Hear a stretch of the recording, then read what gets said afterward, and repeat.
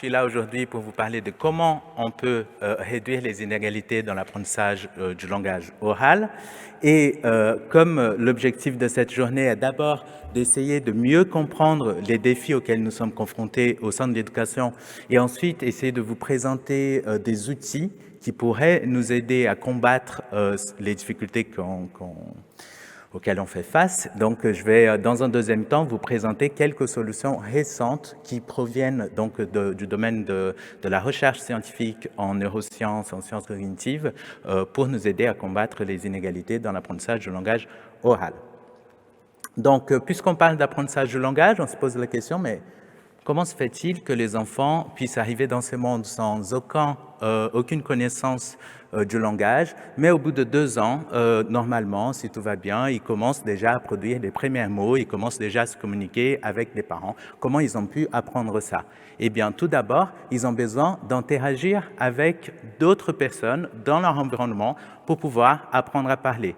Mais je vais vous montrer aujourd'hui que tous les enfants ne sont pas exposés exactement au même type d'interaction dans leur environnement. Ça veut dire qu'ils entendent le langage, mais ils n'entendent pas exactement les mêmes choses, ou ils n'ont pas accès à la même quantité et à la même qualité d'information pendant leur première année de vie. Un exemple simple pour vous présenter cette situation vient de ce livre qui explique l'importance de la famille dans le développement des enfants et dans leur apprentissage. Et il présente, donc c'est un sociologue qui s'est intéressé à une situation de notre quotidien, donc la situation où en fin de journée, on va au supermarché avec un enfant et on est devant le rayon de légumes et là, l'enfant est confronté à un légume qu'il connaît peut-être pas encore, donc peut-être une aubergine, un légume violet, un peu étrange, pas aussi fréquent qu'une carotte, qu'une pomme, et il ne connaît pas le mot pour ces légumes, il doit donc l'apprendre, donc il pose la question à une première famille qui arrive, donc ici une maman et sa fille, en fin de journée, fatiguée, la maman, après la journée de travail, et la fille demande maman, c'est quoi ça? Et la maman répond, viens, je ne sais pas, on va à la caisse, et c'est tout. Donc cette petite, elle n'a même pas pu entendre le mot aubergine. Donc elle ne saura peut-être pas cette fois-ci, elle ne va pas apprendre comment on appelle ces légumes-là. Une deuxième famille arrive, le sociologue est toujours là en train d'analyser la situation. Pareil, une enfant qui demande qu'est-ce que c'est et la maman qui répond c'est une aubergine mais on ne mange pas ça et ils s'en vont. Donc au moins cette maman, elle a fait l'effort de nommer l'objet, donc elle a dit comment il s'appelle, mais elle s'en est arrêtée là. Peut-être que cette petite fille peut quand même comprendre qu'est-ce que c'est.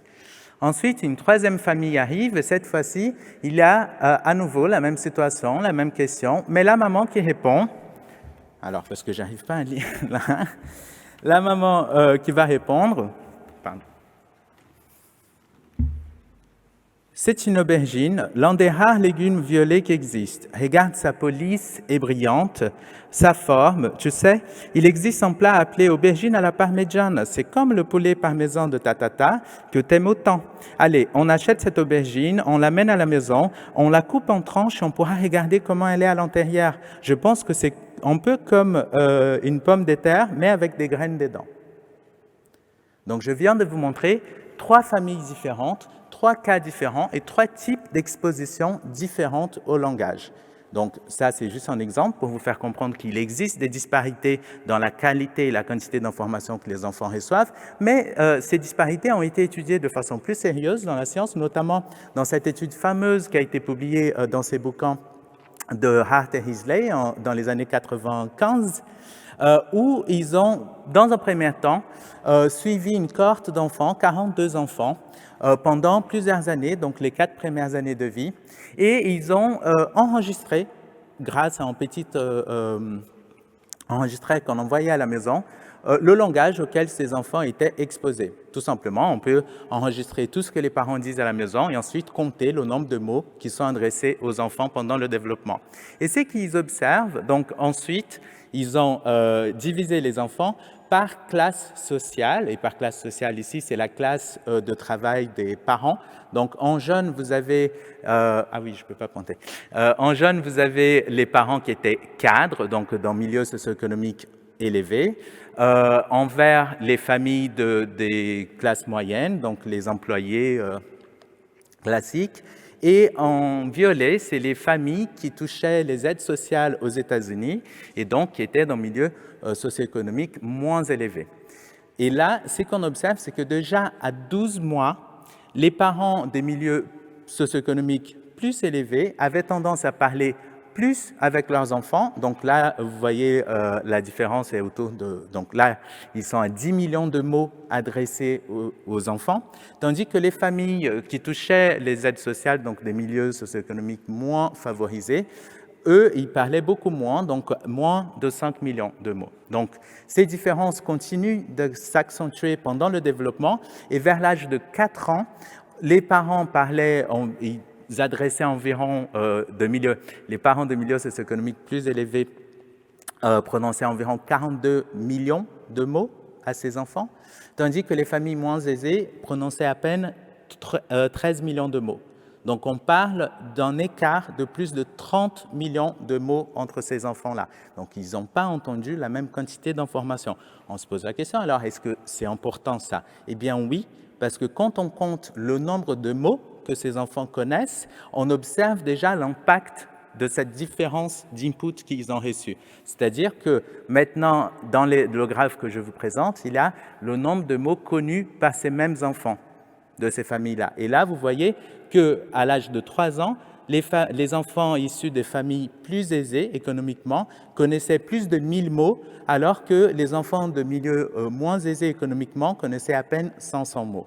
Ces différences de vocabulaire, à l'âge de 3 ans, elles peuvent impacter dramatiquement le développement des enfants et aussi la réussite scolaire. Donc, on a des études qui suggèrent qu'à l'âge de 3 ans, donc le score de vocabulaire à l'âge de 3 ans peut prédire le score de vocabulaire de ces mêmes enfants à l'âge de 10 ans.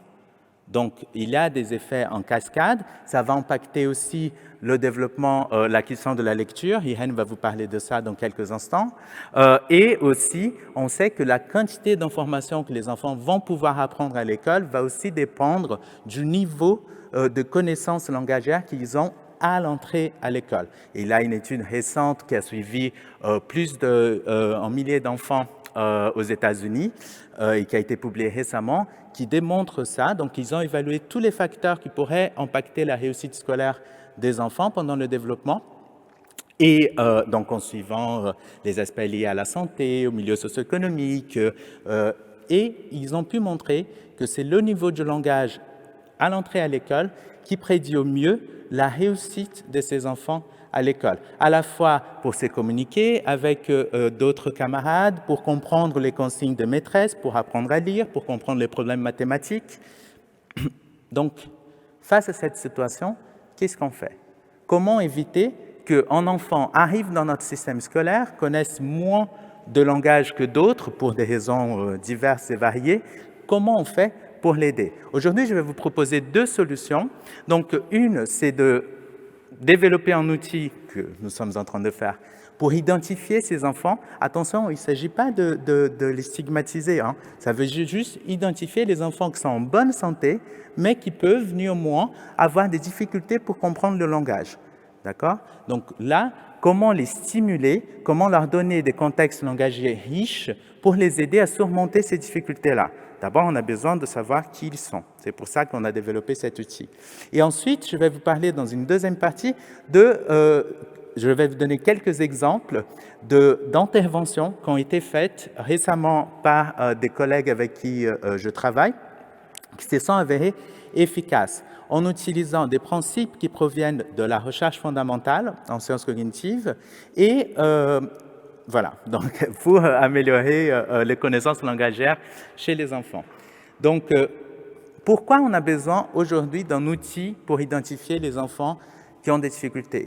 Il existe plein d'échelles, de questionnaires qu'on donne aux enseignants pour identifier les compétences diverses et variées des enfants, sociales, émotionnelles, attentionnelles, mais on n'a pas à notre disposition un outil qui teste les connaissances du langage des enfants à l'âge de 3 ans et qui puisse être utilisé par le grand public, par les parents, par les enseignants.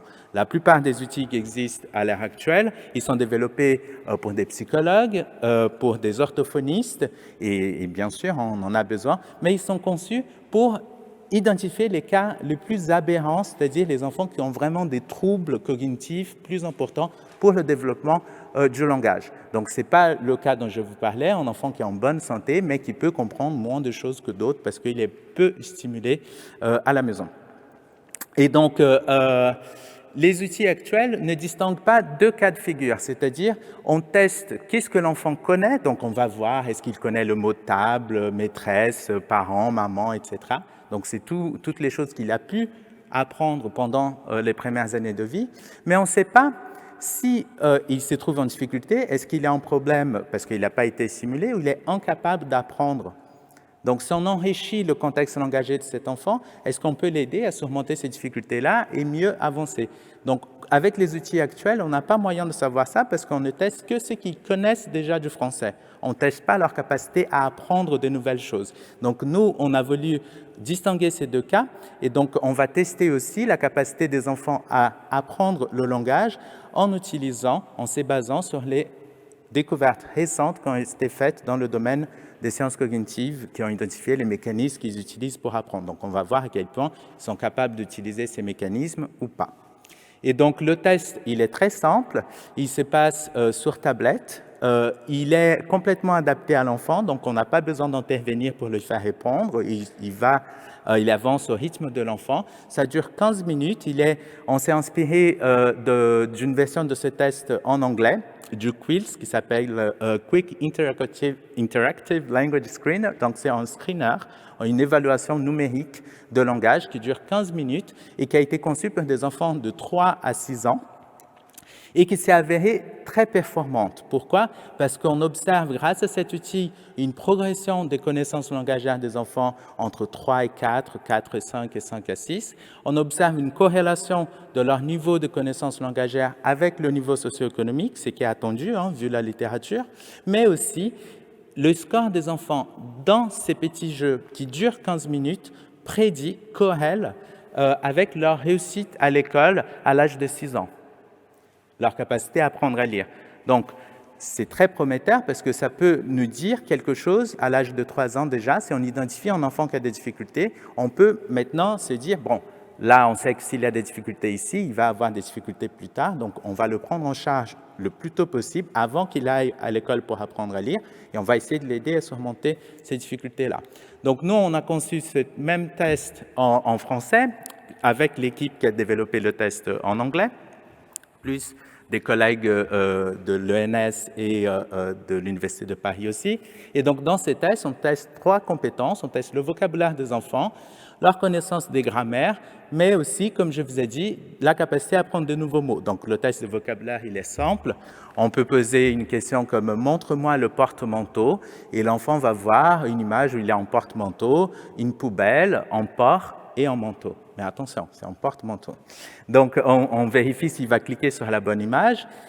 Pour la syntaxe, on a un scénario où il y a un monsieur qui fait des crêpes et on pose la question « Comment le monsieur fait des crêpes ?» Et là, il y a l'outil que le monsieur a utilisé comme réponse possible, un monsieur qui est en train de manger des crêpes ou le monsieur tout seul. Et pour le test sur l'apprentissage de nouveaux mots, donc on va tester si l'enfant est capable de raisonner par exclusion dans un premier temps. Donc ici, par exemple, on va montrer 4 images, dont 2 nouvelles et 3 images bleues. Et on va dire à l'enfant tout simplement, montre-moi le torba bleu. Et torba, c'est un mot qu'ils ne connaissent pas. D'accord? Donc, comment ils peuvent raisonner par exclusion? Eh bien, qu'est-ce qui est bleu ici? Le livre, le train et cette chose que je ne connais pas. Donc, peut-être que torba, c'est ça. Et l'autre, ça pourrait être un torba aussi, mais ce n'est pas bleu. Donc, je ne le prends pas. Il choisit cette image, mais on veut savoir est-ce qu'il maintenant il est capable de généraliser cet apprentissage. Eh bien, on a tout de suite après un autre essai où cette fois-ci, on montre à nouveau un autre type de torba d'une autre couleur et on va dire montre-moi un autre torba et là, il est en torba vert et on va voir s'il est capable de choisir cette nouvelle image. Donc, on a commencé à tester cet outil dans une collaboration avec l'ADEP et on a pu tester déjà plus de 1000 enfants Et les résultats sont très prometteurs, donc on trouve à peu près la même chose que les collègues américains ont trouvé aux États-Unis, donc les items se comportent de la même façon. On teste plusieurs compétences différentes du langage, donc les connaissances des noms, des verbes, des prépositions, des connecteurs logiques, la compréhension des phrases dans le passé, l'organisation dans le temps. On teste l'apprentissage des mots nouveaux, des adjectifs, des verbes nouveaux aussi. Voilà. Donc ça, c'est l'outil qui est très prometteur et qui bientôt, on espère, on va pouvoir mettre à la disposition du grand public. Donc toutes les personnes qui veulent vont pouvoir s'en servir pour savoir comment va leur enfant dans la compréhension du langage. Donc maintenant, je ne sais pas où je suis dans le temps. OK, super. Donc maintenant, j'aimerais vous parler de quelques initiatives qui ont été faites aux États-Unis pour améliorer, donc pour intervenir et aider, les familles, les parents,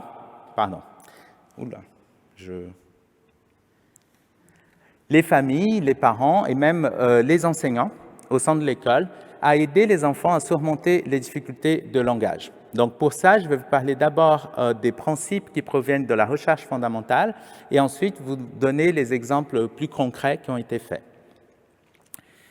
Donc, aujourd'hui, en tout cas au cours des 20 dernières années, on a beaucoup avancé dans le domaine des études sur le développement de l'enfant, sur le développement du langage, sur les mécanismes que les enfants utilisent pour apprendre à parler. On connaît tous les ingrédients magiques. On connaît quels sont les meilleurs contextes pour l'apprentissage du langage, comment un enfant apprend le mieux possible, quelles sources d'informations il faut leur donner pour optimiser les situations d'apprentissage.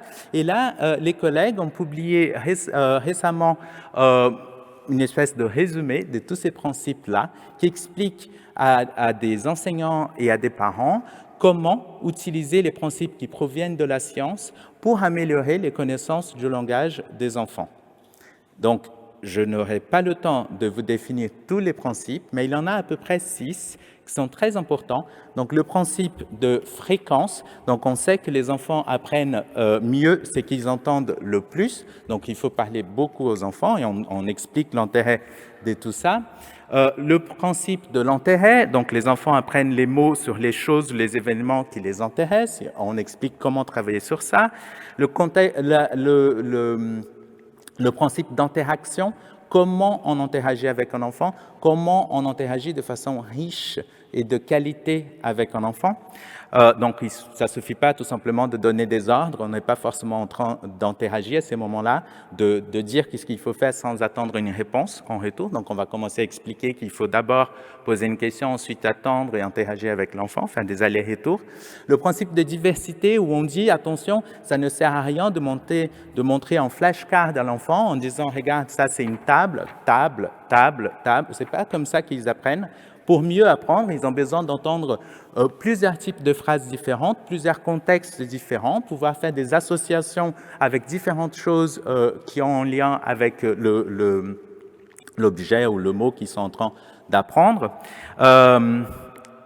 Voilà. Et qu'il y a une réciprocité dans l'apprentissage du langage. Pendant longtemps, les gens développaient des méthodes pour essayer d'enseigner d'abord les sons d'une langue, ensuite les petits mots d'une langue, pour plus tard apprendre des phrases dans une langue. On sait que dans la vie de tous les jours, les enfants sont exposés à tout en même temps. Les sons, les mots, les phrases. Et donc, on explique comment, des fois, des informations provenant du type de phrase peuvent impacter l'interprétation du sens des mots et vice-versa. Donc, l'idée maintenant, c'est qu'on peut utiliser ces principes-là, on peut rendre les parents et les enseignants conscients de tous ces principes et essayer d'enrichir le contexte d'interaction parents-enfants à la maison pour les aider à mieux apprendre. L'idée, c'est que plus on utilise ces principes, plus les enfants vont apprendre au cours du développement. Donc, je vais vous montrer 2 exemples d'interventions qui favorisent l'apprentissage du langage au niveau de la famille et de la salle de classe, et un autre au niveau de la communauté. Donc, ces interventions ont été développées par ma collègue Cathy Hirsch-Pasek, qui collabore avec moi dans le développement de l'outil d'identification de connaissances langagières chez les enfants. Donc, Cathy, avec son équipe, ses étudiants, elle a conçu le projet Doué, où il vise, donc c'est un projet participatif, afin de concevoir une nouvelle méthode d'intervention fondée sur des preuves scientifiques. Donc, leur mission, c'est de renforcer les bases de la communication pour améliorer l'apprentissage du langage oral et mieux préparer les enfants pour l'apprentissage de la lecture et la réussite scolaire. Les objectifs, c'est de favoriser la prise de connaissances chez les parents, donc leur expliquer à peu près ce que je viens de vous expliquer là sur l'importance d'interagir avec les enfants, de leur donner du langage pour éviter les disparités qu'on observe dans les apprentissages. Donner aussi les outils pour qu'ils puissent intervenir, pour qu'ils puissent apprendre à interagir avec leurs enfants le mieux possible, augmenter la qualité et la quantité de ces interactions et améliorer les résultats donc, des enfants en termes de connaissances langagières et de réussite scolaire. Donc, pour ça, pour les parents et les enseignants, ils ont développé, par exemple, des petites chartes comme celle-ci qui expliquent comment il faut interagir avec les enfants, quel type de phrases, quel type de contexte, quel type d'exemple il faut donner pour que les enfants puissent apprendre le sens des mots, d'accord, pour qu'ils puissent développer leur vocabulaire. Ils ont fait des chartes qui expliquent à la fois aux parents, mais aussi aux enseignants comment il peut optimiser les apprentissages en salle de classe. J'ai laissé le lien, parce que je n'aurai pas le temps d'approfondir ça, mais vous pouvez aller consulter les différentes fiches et les petites vidéos explicatives qu'ils ont produites en accédant à ces liens-là. Le deuxième exemple, c'est une intervention qu'ils ont faite au supermarché en disant, OK, donc on parle beaucoup des milieux socio-économiques élevés, milieux socio-économiques moins élevés, mais tout le monde, normalement, a besoin d'aller au supermarché un jour. D'accord? Donc, est-ce qu'on peut, par exemple, mettre des affiches dans un supermarché et essayer d'augmenter les interactions qui ont lieu dans ces supermarchés entre les parents et les enfants? Est-ce qu'ils vont se mettre à parler plus? Est-ce qu'ils vont commencer à parler des légumes, à donner des exemples, utiliser des mots rares pour les enfants, si on essaie de les sensibiliser? Et donc, pour ça, ils ont fait des affiches. Donc, d'abord, ils ont filmé le contexte dans le supermarché, en voyant, si on ne fait rien, combien de fois les parents interagissent avec les enfants, combien de mots ils adressent aux enfants dans cette situation-là. Okay? Et ensuite, ils ont mis des affiches partout. Et une des affiches, par exemple, celle où il y a le monsieur Pomme, là, elle disait simplement « Le saviez-vous, le supermarché ne sert pas que à acheter de la nourriture. Il y a plein d'opportunités d'apprentissage dans cet endroit. On peut en trouver des jeux sur les mathématiques dans la section de fruits et légumes, par exemple, en les comptant, en les pesant, en les mesurant. Il y a des opportunités de lecture et d'apprentissage du langage oral dans chaque coin de ce supermarché. Quand on parle, on lit et on chante avec nos enfants, nous sommes en train de les aider à se préparer pour la vie, le développement, de développer leur langage et de mieux réussir à l'école. » Parce que le simple fait d'afficher quelque chose comme ça va faire que les parents maintenant vont se dire « Ah tiens, je vais profiter pour parler avec mon enfant. Je vois la petite vache et j'essaye d'expliquer maintenant à mon enfant le lien entre la vache et le lait, par exemple. » D'accord? Donc, profitez. Eh bien, les résultats montrent une augmentation de 33% d'interaction langagière entre les enfants et leurs parents. Vous voyez, c'est une intervention quand même qui ne coûte pas très cher. Elle est simple à mettre en place et ça donne lieu à plus d'interactions entre parents et enfants. Une autre intervention, cette fois-ci avec le mobilier urbain, dans les places publiques et dans les arrêts de bus de la ville de Philadelphie. Avant, c'était un endroit sans beaucoup d'intérêt, mais pourtant, il y avait des parents et des enfants qui attendaient en bus dans ces endroits-là.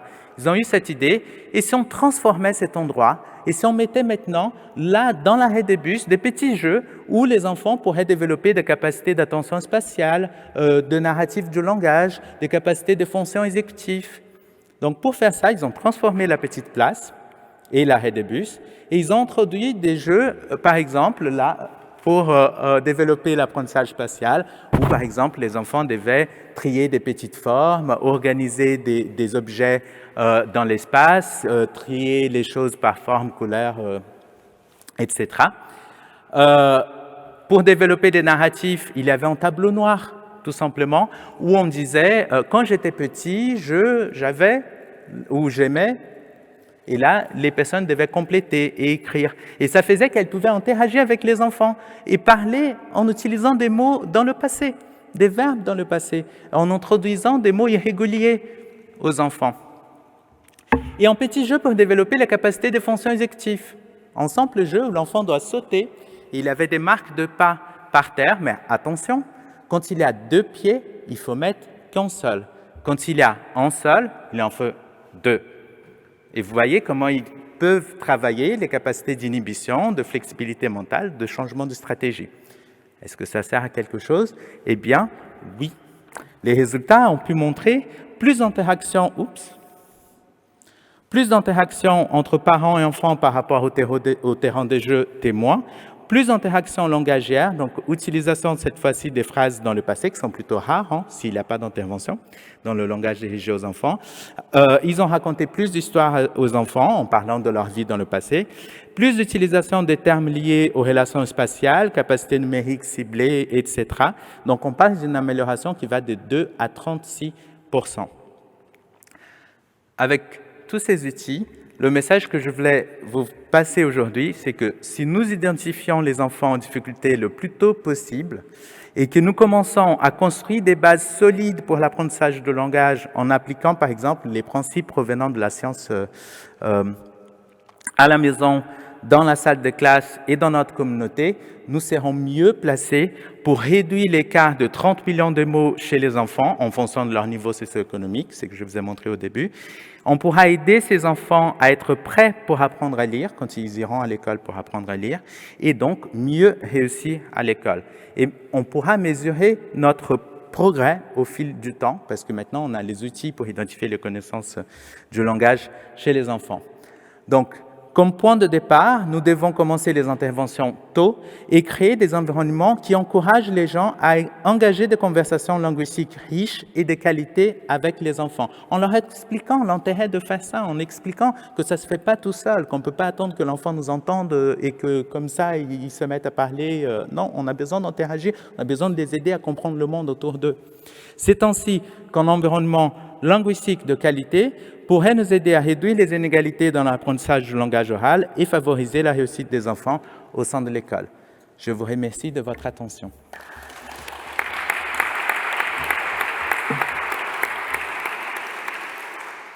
Merci beaucoup, Alex. Merci. Je vais me faire la voix des auditeurs qui nous suivent sur les plateformes en ligne, sur YouTube, sur Zoom. Ils sont nombreux et on les invite encore à poser plus de questions. Alors, nous avons quelqu'un qui s'interroge. Comment voulez-vous identifier les enfants de milieux défavorisés ayant des difficultés du développement du langage sans les stigmatiser? Attention, quand on propose le test, on n'est pas en train de dire « Ah, je vais te proposer un test différent parce que tu viens d'un milieu défavorisé, un test autre. » Non, c'est pas ça. On propose le même test. Après, si on trouve des différences, on va essayer de comprendre d'où elles viennent. Donc, on n'est pas en train de les stigmatiser. Alors, comment avez-vous prévu l'insertion de ces outils? Allez-vous pointer les écoles des quartiers défavorisés? Alors, donc, l'avantage qu'on a eu en faisant le partenariat avec l'ADEP, c'est que c'est le ministère de l'Éducation nationale qui fait passer les tests pour nous. Donc, c'est toutes les écoles de France, que ce soit à la campagne, dans le centre de Paris ou ailleurs. Donc, l'objectif, c'est d'attendre le plus grand public possible. Existe-t-il un âge à partir duquel il devient difficile de réduire les disparités du langage? Alors, c'est que les études suggèrent, c'est que plus on fait ça tardivement, plus c'est difficile. Donc, en tout cas, le message, c'est qu'il faut intervenir le plus tôt possible. Mais je dirais, bon, si on commence à faire l'effort à 15 ans, on va quand même réussir. C'est juste, ça sera peut-être un peu plus lent.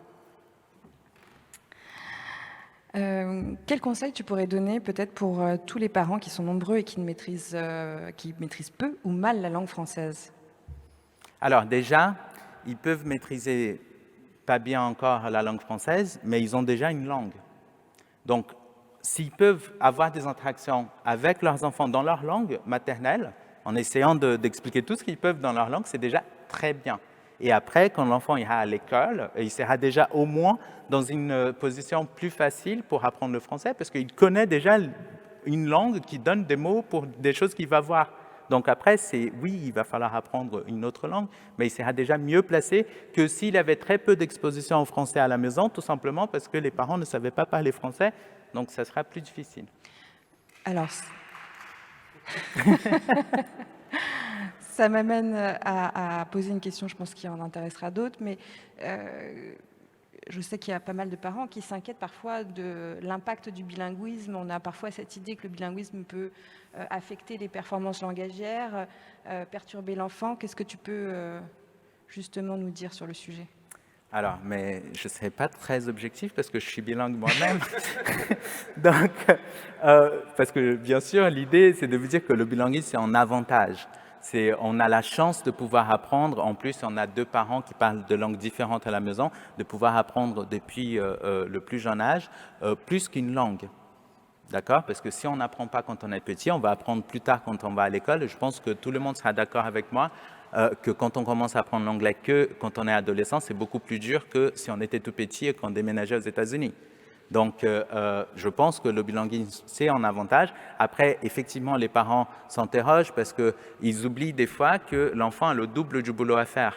C'est-à-dire, en enfant monolangue, par exemple, on sait qu'au bout de 2-3 ans, il commence à connaître déjà 100, 200 mots, par exemple. Et chez les enfants bilingues, on s'est dit, on essaye de mesurer la compréhension du vocabulaire en français et on va dire, ah, il ne connaît qu'une centaine de mots. Oh là là, c'est compliqué. Ben non, on a oublié qu'il connaît 100 dans une langue et peut-être 100 autres dans une autre langue. Et que donc ces connaissances sont plutôt comparables à celles des enfants monolangues. La différence, c'est qu'il a une double tâche à faire. Et donc, il avancera peut-être moins vite, mais il ira peut-être plus loin parce qu'à la fin, il connaîtra 2 langues. Merci Alex. J'ai une dernière question. Dans quel cadre, par quelle structure est-il prévu de transmettre ces informations aux parents les plus démunis socialement, qui semblent être ceux qui ont le plus besoin d'étayage ? Alors, c'est notre grand défi et c'est pour ça qu'on est là aujourd'hui à vous transmettre ces informations parce qu'on compte sur vous aussi pour nous aider à transmettre ces informations-là en faisant des petits ateliers dans vos écoles avec les parents, en essayant de leur passer ce message que je viens de vous passer, d'expliquer, vous voyez, il y a des études qui montrent qu'il y a un écart. Attention, et peut-être que ce n'était pas clair dans ma présentation maintenant que j'y pense, mais ce n'est pas une question d'argent, hein. Ce n'est pas une question juste d'être dans un milieu moins favorisé. Ce qui compte, c'est la qualité des interactions avec les enfants. C'est le temps qu'on passe à interagir avec nos enfants. Il y a des études qui montrent qu'ils se focalisent uniquement sur les enfants issus de milieux moins aisés et on trouve des différences de connaissance du langage à l'intérieur de cette population-là. Et quand on essaye de comprendre pourquoi il y a un enfant qui connaît beaucoup de mots ou beaucoup de phrases et un autre qui connaît moins, on se rend compte qu'ils n'avaient pas les mêmes parents. Et donc, il y avait des parents qui donnaient des indices quand ils parlaient, qui faisaient des gestes, qui donnaient des exemples, qui étaient vachement attentifs à ces enfants. Et d'autres qui passaient beaucoup moins de temps parce qu'ils devaient travailler tout le temps, ils n'avaient pas du temps à passer avec l'enfant.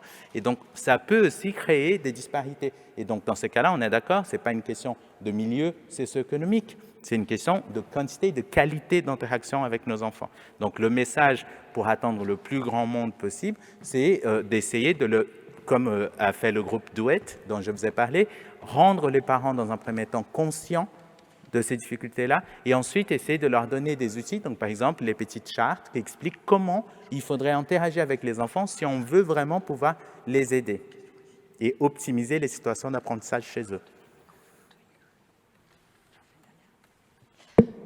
Alors, on va prendre quand même... Il y a un dernier témoignage. J'enseigne dans un collège REP de Val-de-Marne et depuis 9 ans, nous constatons un appauvrissement effrayant du langage chez nos collégiens. Il y a pour ces enfants très peu d'interactions avec les parents qui n'ont pas le temps d'échanger ou d'expliquer. Fatigue, travail, autre langue que le français. Nous avons mis en place depuis 1 mois le quart d'heure lecture chaque jour à la même heure pour toute la communauté éducative. Comment aider ces collégiens de 11 à 15 ans à acquérir du lexique et à développer leur langage ? Déjà, c'est une super initiative, l'atelier de lecture chez les enfants. C'est quelque chose qui peut effectivement les aider. Il y a d'autres choses où on peut faire travailler la lecture et développer le vocabulaire. Donc, on peut faire des jeux de société où il faut lire les règles pour comprendre les jeux, où il faut lire des petites instructions pour avancer dans le jeu. C'est aussi une façon de travailler la lecture et d'améliorer le vocabulaire. Il y a beaucoup d'activités possibles à faire. Je vous conseille fortement la lecture de cet article qui présente les 6 principes provenant de la science pour favoriser l'apprentissage du langage. Ça va sans doute vous donner des idées d'autres stratégies qu'on peut mettre en place pour améliorer la compréhension et l'apprentissage du langage oral chez les enfants. Écoute, il y a beaucoup de questions, je continue. Hein. Mais on a le temps? On a le temps, on a le temps. Super. Envisagez-vous de suivre des cohortes d'enfants au-delà de l'entrée en primaire, jusqu'au bac par exemple, pour voir l'évolution de leurs capacités en fonction de leurs résultats primaires? Alors, donc, avec l'ADEP, donc, cette évaluation que je vous ai présentée, elle sera utilisée dans une étude longitudinale qui va suivre les enfants, donc c'est le nouveau panel, et qui va suivre les enfants. Je ne suis pas complètement sûr, je n'ai pas envie de dire de bêtises, mais je pense qu'ils vont jusqu'au bac, non? Oui. Voilà, Grégoire peut me confirmer parce qu'il participe dans le même projet.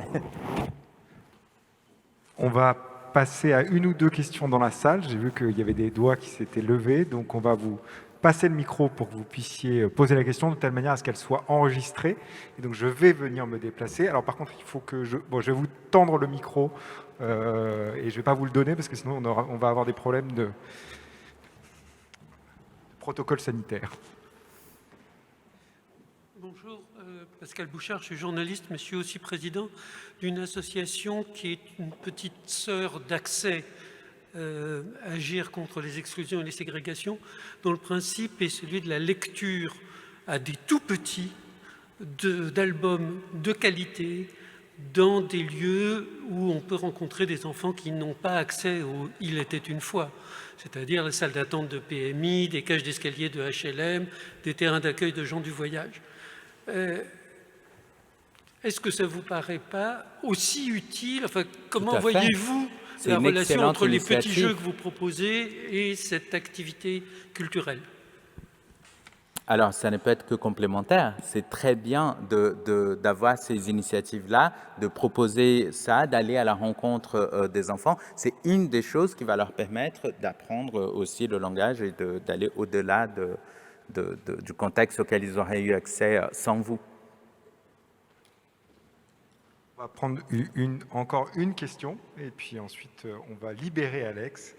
Et donc Jean-Pierre Bélier, maire adjoint à l'éducation de la mairie de Nanterre et inspecteur général honoraire de l'éducation nationale. Honoraire, merci pour l'honneur. Non, moi, je me pose une question, effectivement, qui rejoint mes fonctions actuelles au sein d'une petite ville de banlieue populaire. C'est quoi un environnement linguistique de qualité? Parce que je connais plein de jeunes dans ma petite ville de banlieue qui ne vivent pas dans un environnement linguistique de qualité au sens où on l'entend parfois de façon académique et qui sont extrêmement brillants à l'école, qui font des parcours absolument exemplaires, qui ne sont pas d'excellence au sens académique du terme, mais qui nous démontrent que ce n'est pas tout à fait aussi simple, me semble-t-il, que ce qu'on laisse entendre dans le cadre de votre présentation. Alors, donc, dans ma présentation, en environnement linguistique de qualité, c'est celui où on utilise les principes provenant de la science pour enrichir les connaissances langagières des enfants. Je suis absolument conscient que dans la vie de tous les jours, il n'y a pas que de contexte linguistique très riche ou de qualité. Mais comment on fait alors? Donc, vos élèves très brillants, qui n'étaient pas exposés au langage très riche de qualité selon vous, à un moment, ils ont dû surmonter ces difficultés. C'est l'école qui leur a permis, c'est d'autres personnes, à un moment, ils ont eu accès à quelque chose de qualité pour pouvoir y arriver. Donc, nous, ce qu'on propose, c'est OK, il y a des gens qui ne sont pas exposés à ça, comment on peut les aider? Montrons les principes provenant de la science, montrons les contextes qui ont été identifiés comme étant les meilleurs pour optimiser les apprentissages et essayons maintenant d'introduire ça dans la vie de tous les jours.